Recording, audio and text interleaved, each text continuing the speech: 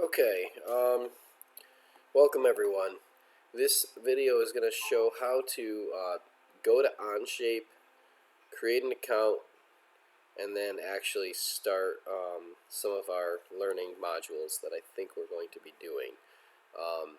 This is a new program for myself. It's a web-based 3D modeling software by PTC, who also created Creo and Pro Desktop, who competes directly with Dassault Systems, which is the creator of SolidWorks, as well as Autodesk, who makes Inventor. They all work very similarly.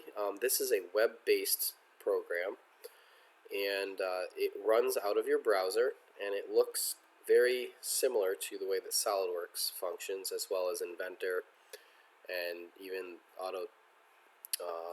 PTC Desktop, as well as Creo.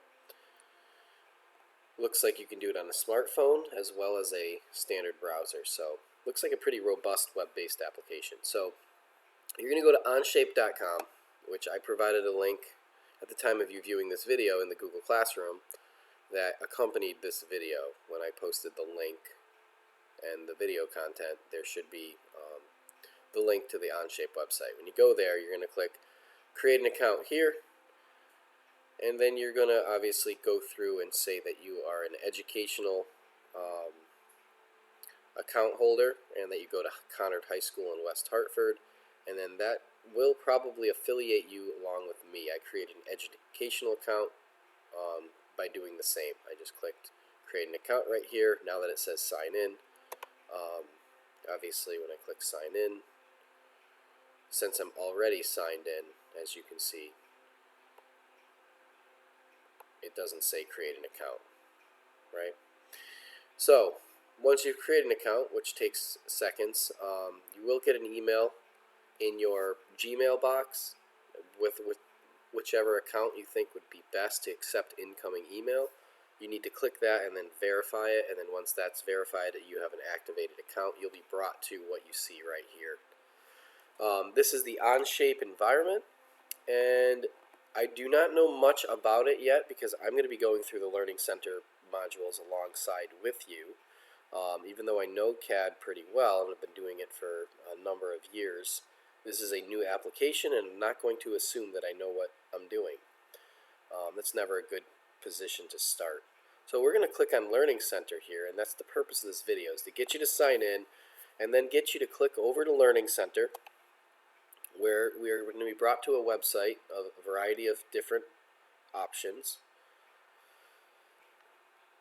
And as we scroll down, obviously you have self-paced courses here, and so forth, right? But we're going to go down to the tiles that are down here below, to self-paced courses, which probably we could have got to at the menu above. Click on that, and then we're brought to a variety of things, right? As we can go all the way down, curves and lofts and organic shapes and rather advanced things that I think some of us were doing in SolidWorks before we were told to vacate the building. So we're going to start with just part design, and you're going to find some similarities, and there's going to be some questions about where do you find similarities between this and SolidWorks? What are some differences between this and SolidWorks? It's going to prove to me that you're thinking. We're going to click on this at the moment, and we're going to go into Start Course, and I'm going to start this process a little bit with you for the first time, unrehearsed, just to kind of give you my reaction to it. So I'm going to click Start Course, and we're going to see how things go. You get a chance to see if things load properly. Okay, this is a 2-minute video. Looking down here on the left, my name is Anthony Truss, and I'm 3% complete with this course. The course is called Part Design Using Part Studios. We're going to be making solids. It's a 2-minute video here to start, and as you can see, I see a green check mark here that says starting a part. I see a blue phrase here that says starting a part, and a black phrase starting a part, and then key takeaways.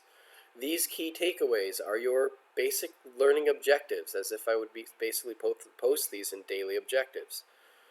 So we're going to, in 2 minutes, we're going to learn how to use either of the the entire sketch or a single sketch region when creating a feature. we kind of know what a feature is as we relate to SolidWorks. Even some of these icons look the same. A single sketch can be used in multiple features. A single sketch can be used to create multiple parts. And then we can hit the show or hide icons, which would show or hide sketches. So we have similar terminology to SolidWorks, right? We have similar, I would say, model building philosophy of sketches provide two-dimensional geometry to a three-dimensional part.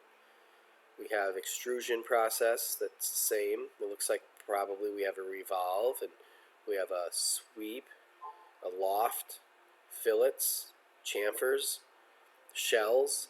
It looks pretty much similar. I see a helix over here.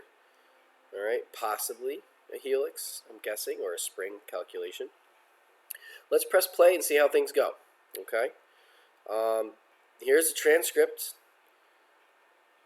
And on some e-learning tools, you double-click the word, it brings you to that section of the video. Closed captions, settings, we can change the settings if it's going too slow or fast, and full screen. So let's just give this a shot. And I'm going to look at my mic levels, and it looks like I have that. I have my desktop. I'm going to do a sound check. I apologize if this is loud. It probably was. I apologize. Now, let's play this for 2 minutes. Before we begin discussing some of the individual part modeling features in OnShape, let's take a moment to discuss some basics to feature creation that you'll need to get started. First, in OnShape you have the flexibility of using the entire sketch or any piece of the sketch to create your feature. In this example, if I just click the sketch in the feature list, OnShape assumes that I want to extrude everything in the sketch all at once. It will automatically grab the outside loop of the sketch and any closed loop that touches the outside loop. This logic is a big part of the reason why you don't have to spend a lot of time trimming sketch entities in OnShape. Another important point to make is that you don't have to use the entire sketch for your feature. For example, here I can clear the sketch from the extrude command by clicking the X next to the selection or using the space bar, and then I can select any shaded region within that sketch that I want to extrude.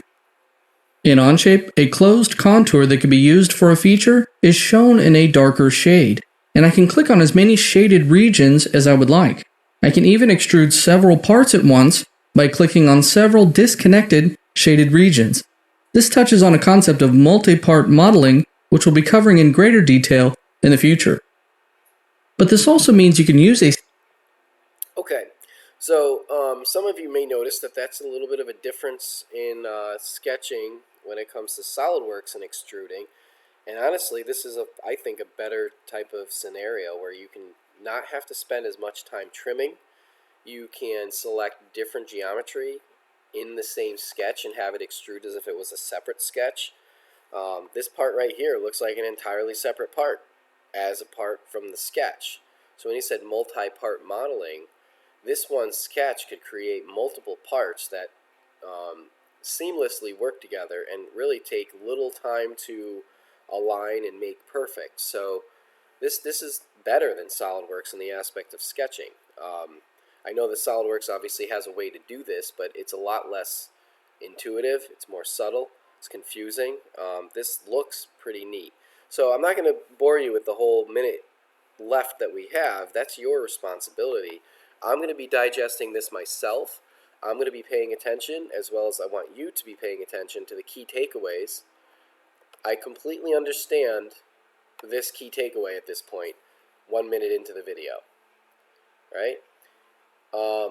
And I started to allude and started to come to the conclusion, and an assumption at this point, that a single sketch could be used to make multiple features, as well as parts. So we're down to 3 of them. The only thing I really haven't gotten was this, right? I can come over here to keep some notes. Let's just click this for a minute.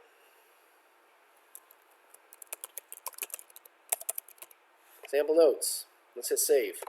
So this functionality there, I'm not sure where it went.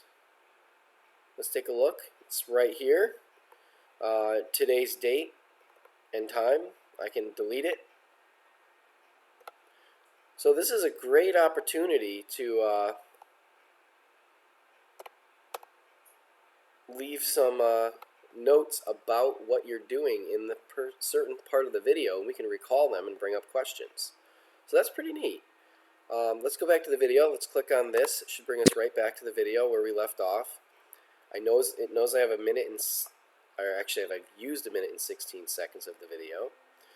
And I could log out and it would probably keep me right on track. So let's just do that live and see what happens. I'm going to hit home. I've started one. What did I start? This is my dashboard, by the way. So let's just get back out to OnShape. Let's log in, right? So we're going to log in, hypothetically. Now this login button now says my dashboard. We click it. It says what I've started. I would recommend finishing what you start, and I will direct you, so don't just kind of blindly go through stuff. I guess you can, but just don't get too far down the rabbit hole. Let's open up what we've done, or what I've done. And then I'm going to go down over to the continue button. Let's see if we're at a minute and 16 seconds. A single we are. sketch to create several different features. By default, Pretty amazing. This is a very, very nice platform. I'm very impressed with it. I like the text. I like the remembering where we left off. I love the notes. I like the table of contents. So this is going to be where we're going to start, and we're going to start with this course. And once again, that was under Learning Resources, and it's called Part Design Using Part Studios.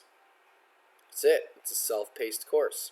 So this video demonstrates it, and you should be able to find it through your process. And once again, we haven't tried this yet, but I would probably click Create and then go down to Document and work forward. But I'm not going to do that until the video tells me to. Okay, so I'm going to wait and just kind of learn a little bit before I do anything.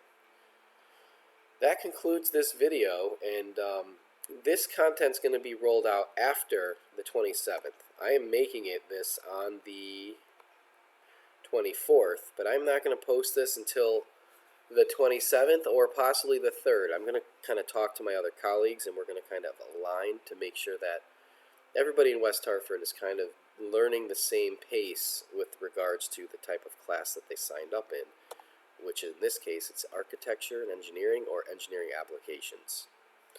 So, have a wonderful day, and I will conclude this stream once I figure out where to end it. Take care, everyone.